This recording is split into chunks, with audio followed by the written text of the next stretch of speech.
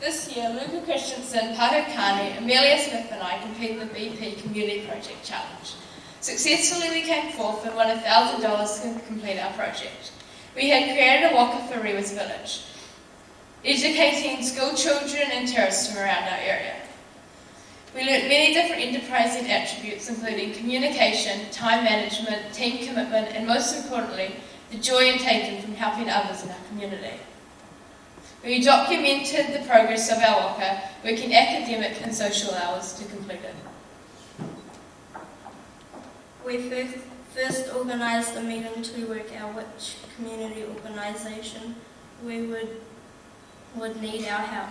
We listed things that could influence our decision, these skills our group members have, and the cost of fundraising. After talking to many different community volunteers at the volunteers lunch our class and other classes below organised, our group was offered the opportunity to create a waka for Rewa's village.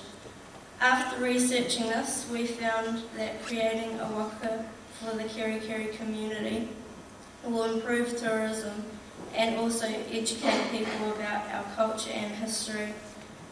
It's a unique opportunity to see the waka, for not many tourist areas still have them on display. Also, we have raised money to display our information on a sign which will go behind or above the waka.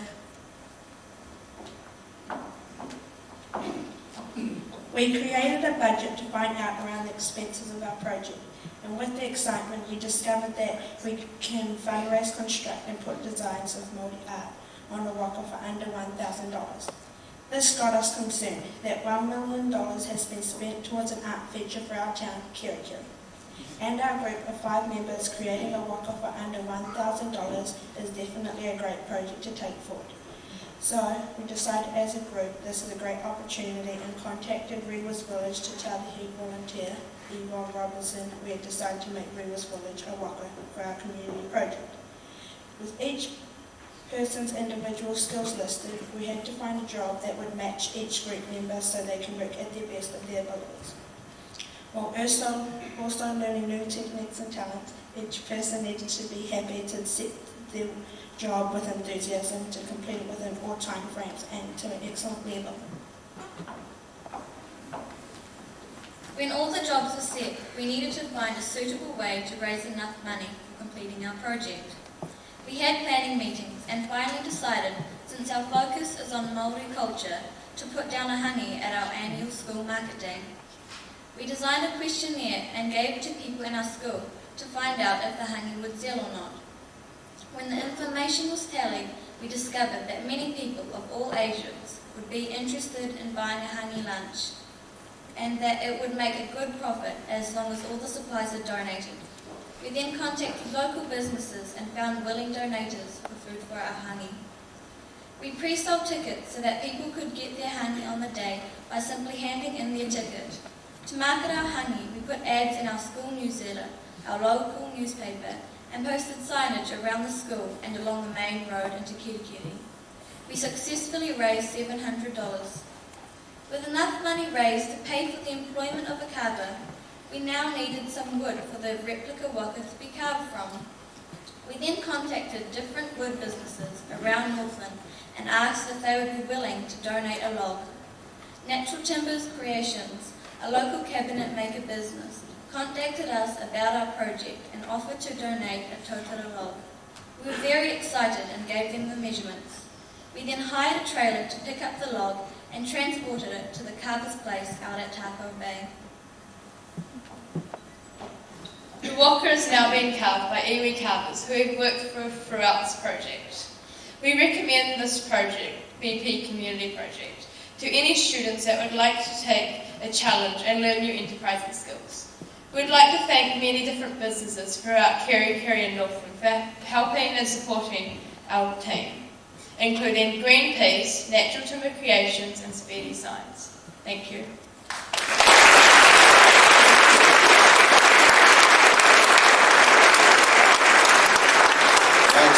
Waka, Linda Christensen, Amelia Smith, Bridget Thackeray and Paku Kapana. Well done.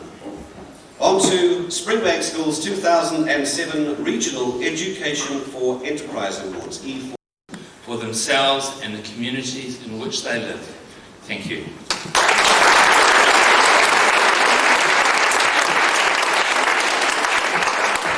David Templeton from Enterprise Northland. Distinguished guests and Springbank School community, it is a real pleasure to be here tonight with you. Enterprise New Zealand Trust is a charitable trust. It was set up 27 years ago, and it works in New Zealand schools in the areas of enterprise and financial education.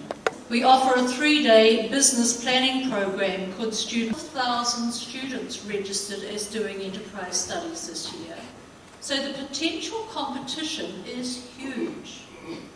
But this year, 2 Springbank teams were in the first 4 in the BP Innovation Competition, and 2 other Springbank teams were first equal in the BP Community Challenge. This is a huge achievement by a school that, in my opinion, has set the standard for enterprise education in New Zealand. The 2 first-placed BP Community Enterprise Competition winners researched and developed quite different projects. The team of James Richardson, Keegan Rumble, Hilary Derrick, Michael Roberts and Olivia Manning worked with Puketi Forest Trust to design and construct an informative sign to promote the Puketi Forest Trust.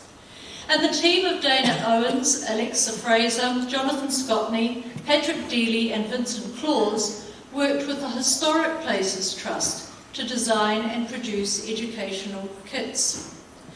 Today, I was privileged to attend the awards ceremony at BP House in Wellington and to see the 2007 champions receive their recognition awards. And shortly, I'm going to ask Michelle to ask them up on the stage so that we can represent them in front of you. But before I close, I'd just like to say how pleased I am to be here tonight at the launch of the Springbank Business Hall of Fame. I was a school principal for 13 years before I became Chief Executive of Enterprise New Zealand Trust, and like most schools, my school celebrated academic success and sporting success and performing arts success and success in giving service, but nowhere did we recognise business success. So I was delighted when New Zealand Trade and Enterprise accepted my proposal to trial the setting up of Business Halls of Fame in 8 New Zealand schools. And I was also delighted that Springbank accepted my invitation to take part in the trial. Springbank is developing a very different model of Business Hall of Fame from my other trial schools. Most of the others have got large alumni lists. For example, Wellington Girls College has got 24,000 names on their alumni list. And some are very long established. Columba College is shortly to celebrate its 125th anniversary. But Springbank is a new school, and it doesn't have a large old girls, old boys list. So Sophia, with her typical flair for thinking outside the square, is doing it differently. She's involving the whole Springbank community. And this event tonight is evidence of her ability to develop a vital, energetic Springbank enterprise community.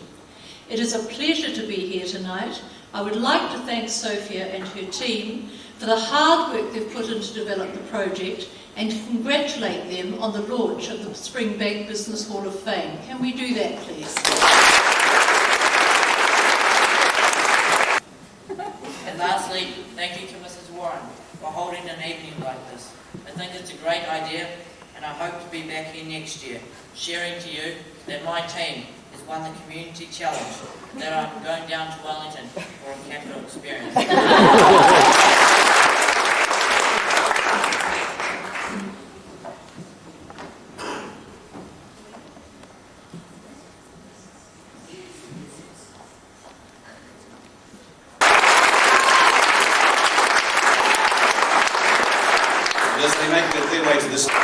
That's the Te Kitty Kitty team, Dana Owens, Jonathan Scotney, Vincent Claus, Alexa Fraser and Patrick Dealey. And on to...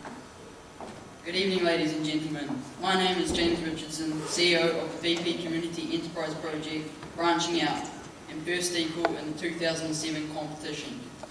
I would like to start by introducing the other branching out members. Hilary Derrick, Keegan Rumble, Olivia Manning, and Mike Roberts. The BP Community Enterprise Project has been an amazing experience and I've learned so much.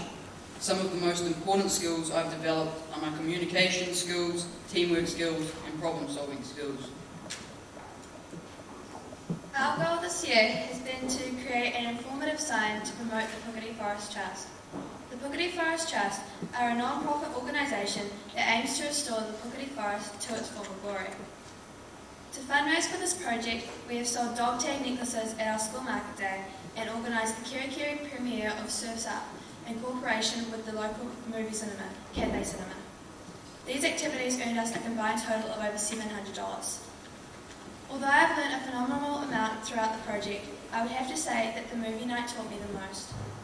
I learned that I developed my communication skills, leadership and delegation skills immensely throughout the process. As well as fundraising throughout the year, we have held meetings, made a business plan, acquired quotes, drawn mock-ups of our signs and printing companies, made many phone calls and overcome many other hurdles along the way. It was in fact those hurdles that I learnt the most from. I learnt that to overcome a problem you need to work at it as a team until it is resolved. Another thing I learnt about the project is commitment. We all struggled at times to stay focused, but we encouraged each other to concentrate, and we all managed to stay on task. Branching Out has received some amazing support throughout our project. We would like to take this opportunity to thank all of the local and national businesses, mentors, organisations and individuals that have made this project a reality, specifically BP, Enterprise New Zealand Trust, Springbank School, Puketi Forest Trust, Department of Conservation, Placemakers Kiri Kiri, Northland Printing Company, Kiri Kiri Glass, Cathay Cinema, Paper Plus Kiri Kiri, Retrovision Kiri Kiri, Sportsbook Kiri Kiri, Karen Manning, Leanne Rumble, and all of the other parents of group members. The most amazing learning curve for me was learning to effectively communicate in a team environment. As well as all of the previous thanks, we would like to thank one person in particular, Mrs. Chapman. She has been an amazing teacher throughout the entire year, specifically in the last 2 terms when we have been completing our project. She keeps us motivated when we feel like we want to give up and keeps us focused on the bigger picture.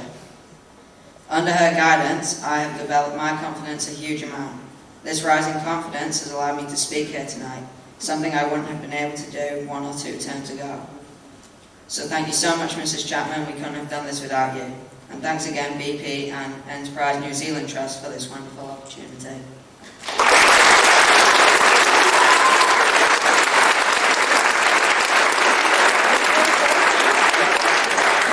Just got something from Ms. Chapman to show our appreciation.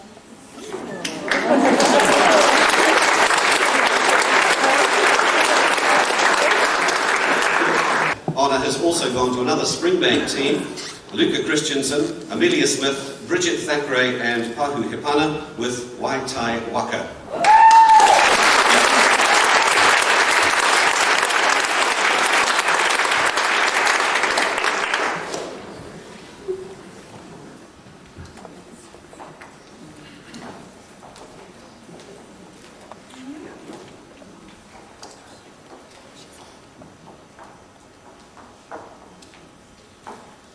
We already used our speech up, but anyway.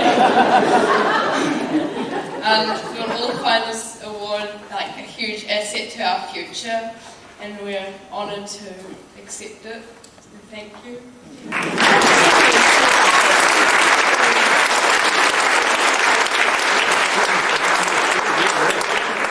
Those children are also receiving $50 from BP Enterprise New Zealand Trust. Thank you very much. Our thanks to volunteers too. Deep down, the most successful people have always thought they deserve something more, and the most exciting part about this is that it's all in your mind, which means that we can all be like this as long as we start changing the way we think.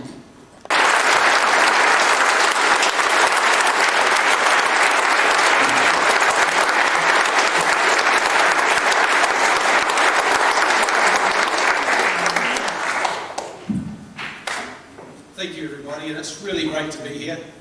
the drive. You just never cease to amaze me. You're just fantastic. You have such wonderful parents, and I just think I'm so proud to have Springbank School along with Bob. It's been our vision. It just keeps continuing to grow, and you talk about having something which gives you a real purpose in life, and this is something that's just so meaningful, and it's just something that I thoroughly enjoy. I know the staff feel similarly. They are an amazing team of people. Without them,